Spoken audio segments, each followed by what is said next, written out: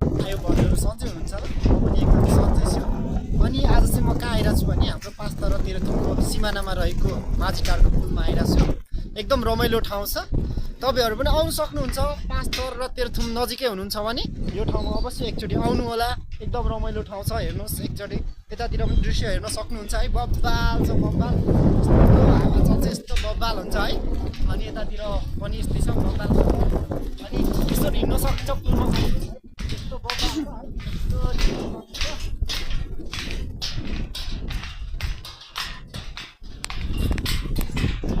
तपाईँले दृश्य देख्न सक्नुहुन्छ। अवश्य एकचोटि आउनु होला। पाँचथर र तेह्रथुममा रहेको यो चाहिँ माझीटारमा हो, माझीटार भन्छ।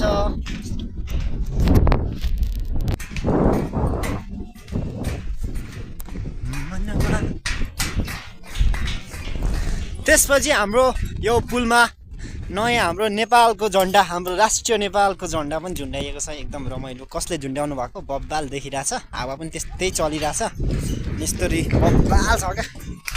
अब क्यामेरा राम्रो नभएको कारणले तपाईँहरूले बब्बाल देखाउन सकिनँ। अनि यस्तो छ सिनहरू पनि बब्बाल बब्बाल, क्या दामी देखिन्छ है। आउनु होला एकचोटि अवश्य।